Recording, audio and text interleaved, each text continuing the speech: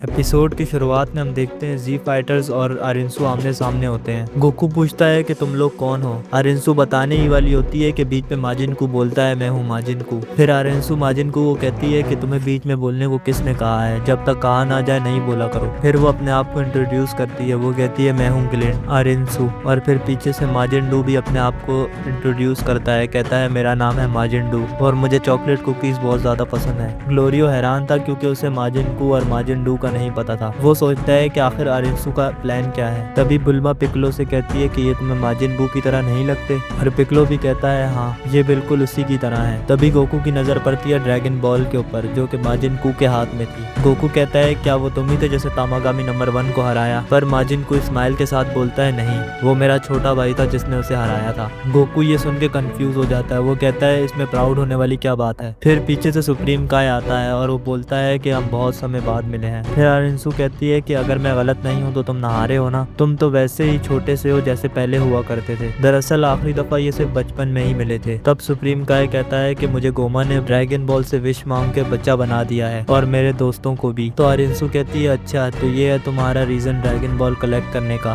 ताकि तुम लोग बड़े बन सको दोबारा से। तब सुप्रीम काय बोलते हैं हाँ यही रीजन है। तब सुप्रीम काय अरिंसु से कहते हैं कि क्या तुम मुझे वो ड्रैगन बॉल दे सकती हो ताकि हम विश मांग के दोबारा ठीक हो सके। तब अरिंसु कहती है कि मुझे माफ करना, मुझे भी एक विश मांगनी है। फिर सुप्रीम काय कहता है कि मुझे पता था कि तुम यही बोलोगी, तुम भी डेगासू की तरह इस डीमन रैन पर राज करना चाहती हो और बनना चाहती हो सुप्रीम डीमन किंग। फिर अरिंसु स्माइल करके मना कर देती है कि मुझे डेगासू से कंपेयर मत करो। कहती है कि मेरी विश उससे बड़ी है, मैं इस सिर्फ डीमन रैम को नहीं बल्कि आउटसाइड वर्ल्ड पर भी राज करना चाहती हूँ। तब सुप्रीम काय बोलता है कि ये सुन के मुझे बहुत बुरा लगा, तुम इतनी ज्यादा जीनियस हो कि पूरे डीमन वर्ल्ड में पीस ला सकती हो, पर तुम अपना दिमाग एक गलत चीज पर यूज कर रही हो। तब अरिंसु स्माइल के साथ कहती है कि डीमन वर्ल्ड वो भी पीसफुल, ये कितना सुनने में बेकार लगता है। फिर वजीटा फुल एटीट्यूड में पूछता है कि आखिर तुम्हारा प्लान है क्या। फिर अरिंसु कहती है कि एक लोअर बीन होने के बाद तुम्हारा एटीट्यूड तुम्हारी औकात से ज्यादा नहीं है। फिर अरिंसु वजीटा को इग्नोर करके बोलती है खैर छोड़ो, मेरे पास एक आइडिया है। कहती है कि हम फाइट करते हैं, मैं अपनी तरफ से एक फाइटर को भेजूंगी और तुम भी अपनी तरफ से एक फाइटर को भेजना, और उस फाइट में जो भी जीतेगा सभी ड्रैगन बॉल उनकी हो जाएंगी। फिर पिकलो कहता है कि ये नाइंसाफी है क्योंकि तुम्हारे पास एक ड्रैगन बॉल है और हमारे पास 2 ड्रैगन बॉल हैं। फिर अरिंसु कहती है सही है, अगर तुम्हें नहीं चाहिए तो मैं इसे डिस्ट्रॉय कर दूंगी, और पिकलो भी जानता था कि उसे उसकी बात माननी पड़ेगी। और तभी गोकू हंसते हुए बोलता है कि ये आइडिया तो बहुत कमाल का है, और अरिंसु को तो अपने कानों पर यकीन नहीं हो रहा होता।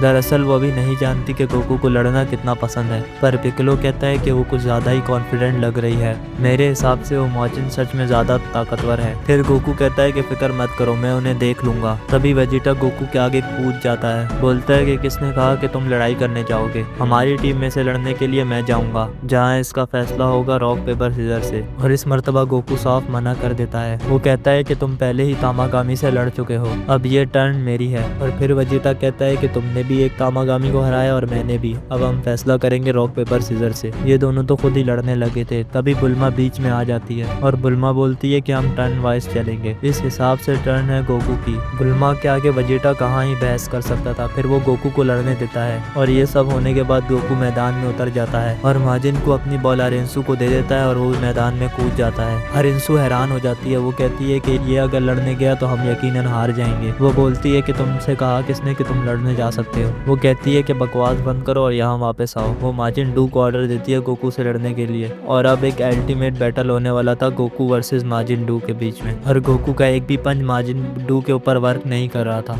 पर माजिन डू के पंच गोकू पर असरदार थे और गोकू को बहुत ज्यादा मुश्किल हो रही थी क्योंकि माजिन डू के मूव्स कमाल के थे, गोकू ने प्रेडिक्ट भी नहीं कर पा रहा था। और यही रीजन था कि तामागामी उसे हरा नहीं पाया। और इतना काफी नहीं था क्योंकि गोकू उसके अटैक तो डॉज कर रहा था मगर अपने अटैक नहीं कर पा रहा था। फिर गोकू उससे बराबरी करने के लिए ट्रांसफॉर्म हो जाता है सुपर सैन 1 में, और सुपर सैन बनने के बाद भी नहीं लग रहा था कि वो माजिन डू को हरा देगा। और बाकी लोग खड़े होकर देख रहे थे और उनकी तारीफ कर रहे थे क्योंकि उन्होंने ऐसी फाइट आज तक नहीं देखी। माजिन डू और गोकू फाइट कर ही रहे थे कि कोई बीच बीच में अपना की ब्लास्ट करता है और ये कोई और नहीं खुद गोमा था, जिसका साइज अब बहुत ज्यादा बड़ा हो चुका है और उसकी ताकत का अंदाजा हम नहीं लगा सकते। और उसको देखकर सारे आसपास के लोग बात करना शुरू कर देते हैं कि ये गोमा है और ये कितना ज्यादा ताकतवर हो गया है। फिर गोकू गुस्से में पूछता है कि तुम ही हो गोमा, और गोमा स्माइल के साथ बोलता है हाँ मैं ही हूँ Goma, the supreme demon king. तब आरिंसू को इतना अजीब लगता है कि गोमा अलग क्यों लग रहा है, और जब वो उसके फोरहेड पर नोटिस करती है वो बोलती है कि ऐसा नहीं हो सकता, आखिर ऐसा पॉसिबल कैसे है। और नेवा का भी सेम ही हाल था, वो भी बहुत ज्यादा हैरान था। वो कहता है कि मुझे यकीन नहीं हो रहा कि इसके पास थर्ड ईवल आई कैसे आ गई। तब पेंजी पूछती है कि ये थर्ड ईवल आई है क्या। तब नेवा कहता है कि इससे हमें इतनी ताकत मिलती है कि पूरा डीमन वर्ल्ड हमारे सामने झुक जाए, थर्ड ईवल आई की पावर का मुकाबला नहीं है। फिर गोकू कहता है कि तुम बकवास ही करते रहोगे कि हमसे लड़ोगे भी। फिर गोमा कहता है कि फिक्र मत करो, मैं उसी की प्लानिंग कर रहा था और वैसे भी मुझे अपनी न्यू पावर्स चेक करनी थी। और वो अपनी पावर्स से पूरी जगह को रिंग बना देता है ताकि वो आराम से फाइट कर सकें। और ये करने के बाद वो पागलों की तरह हंसने लग जाता है और ये वेजिटा से बिल्कुल भी सहन नहीं होता। वेजिटा उसके ऊपर एक अटैक करता है और गोमा उसे अपनी फिंगर से रोक देता है। और जो पंच गोमा वेजिटा को मारता है वो बहुत ज्यादा खतरनाक था, और जब वो पंच स्टेडियम पे लगता है तो स्टेडियम भी टूटने लग जाता है। और सुपर सैयन बनने के बाद भी वेजिटा में इतनी ताकत नहीं थी कि वो गोमा का सामना कर सके। वेजिटा कुछ नहीं कर सकता था पिटने के अलावा। तभी गोकू सबको कहता है कि हमें मिलकर एक साथ अटैक करना होगा, और ये सुनकर बहुत अजीब लग रहा है कि गोकू सबको कह रहा है लड़ने को।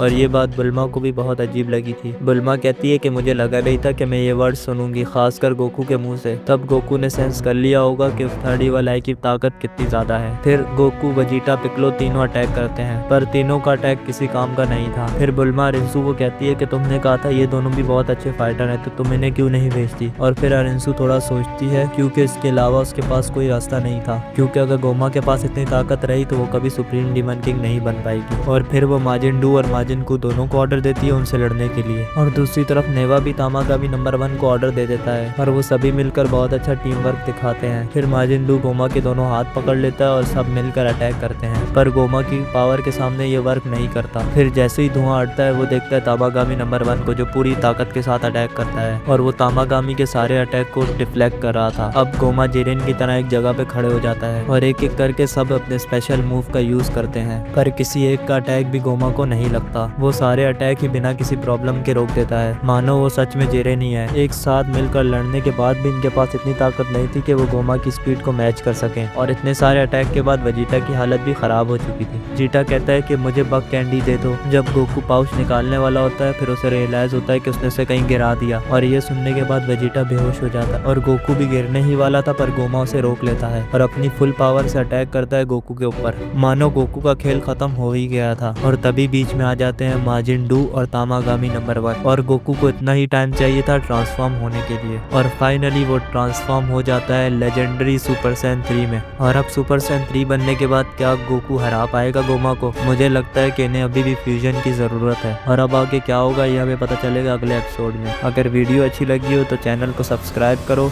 लाइक करो और बेल आइकन को दबा दो।